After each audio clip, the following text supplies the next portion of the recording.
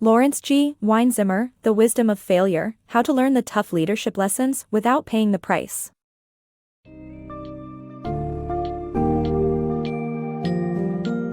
The Wisdom of Failure, How to Learn the Tough Leadership Lessons Without Paying the Price by Laurence G. Weinzimmer sheds light on the powerful lessons that can be learned from the failures of leaders. In this summary, you will discover how leaders like Alexander the Great honed their skills by reframing complex problems, building alliances, establishing new identities, and manipulating symbols to achieve incredible success. Through various examples, you will gain a thorough understanding of these principles and their relevance in terms of leadership and management in today's dynamic corporate landscapes.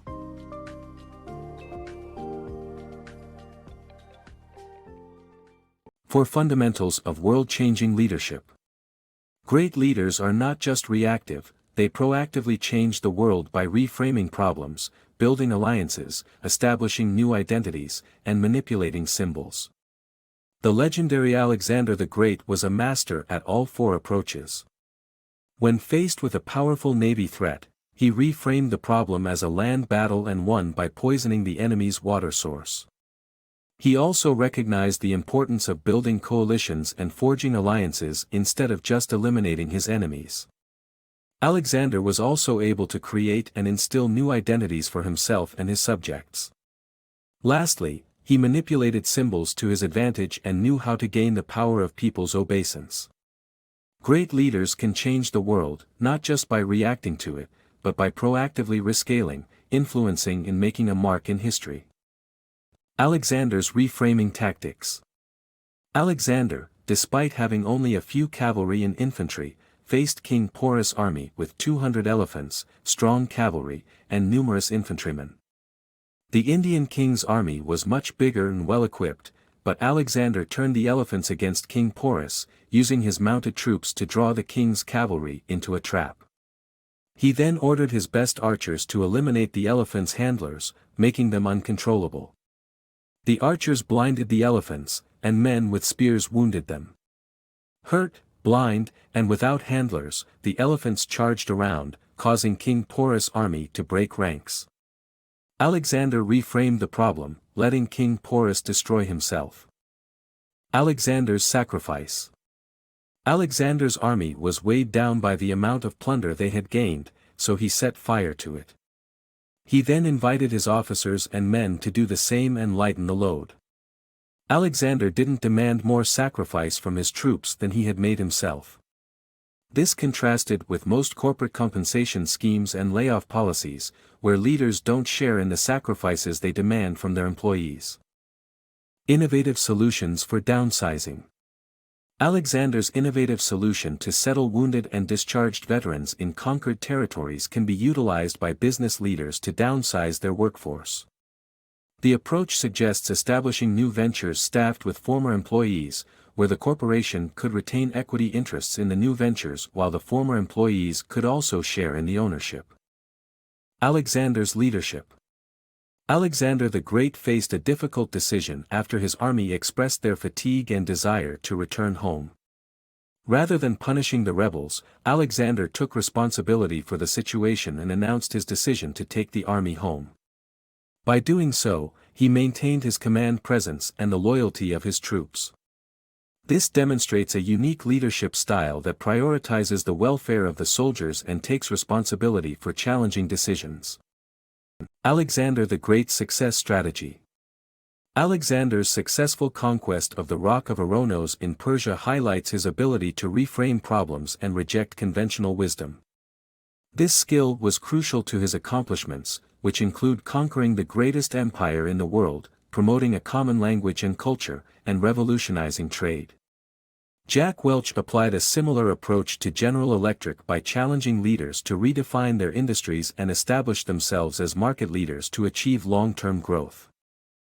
Strategic wait and strike. Alexander the Great faced the challenge of crossing the Indus River to counter King Porus's army. Porus took advantage of the fast-moving waters of the river and continuously shadowed Alexander's troop until he decided to put garrisons at the possible river crossings and gave them elephants to discourage cavalry horses from crossing. Alexander waited patiently for the right opportunity and under the cover of darkness, He marched half of his troop away from the main body, moved after rainstorms to avoid raising dust, and floated across the river buoyed by air-filled goatskins.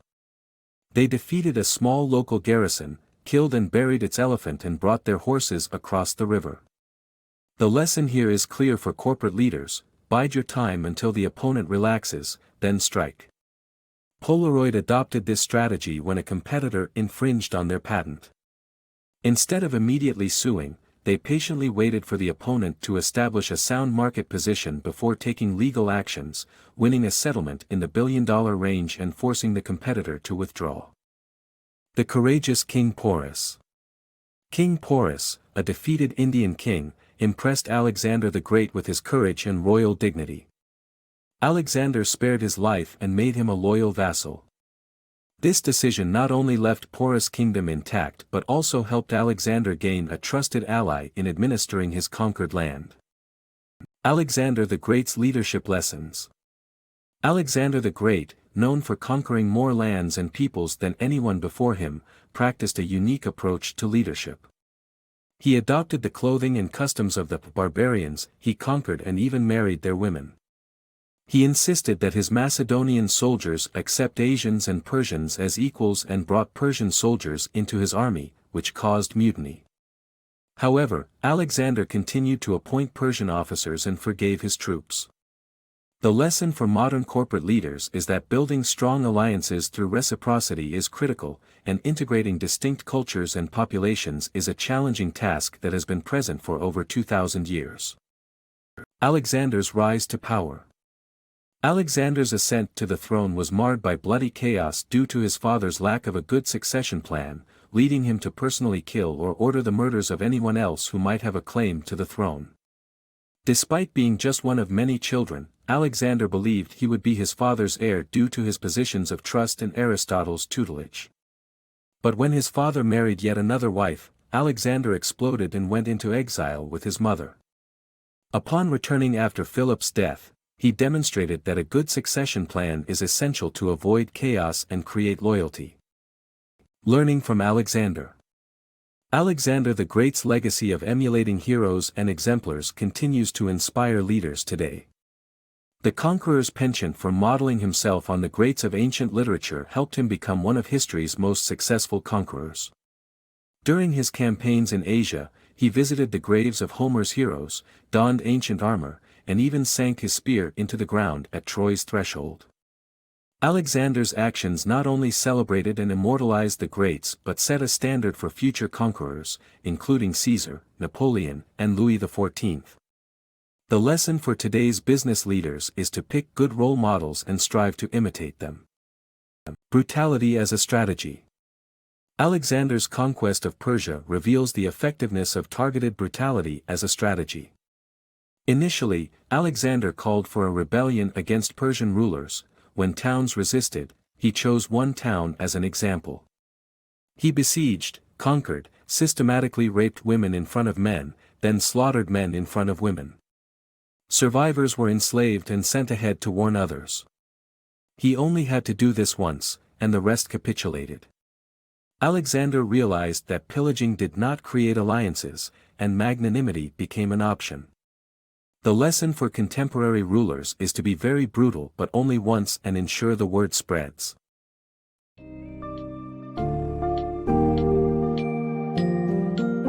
In conclusion, the wisdom of failure emphasizes the essential aspects of leadership such as reframing problems, forming alliances, creating new identities, and adeptly utilizing symbols.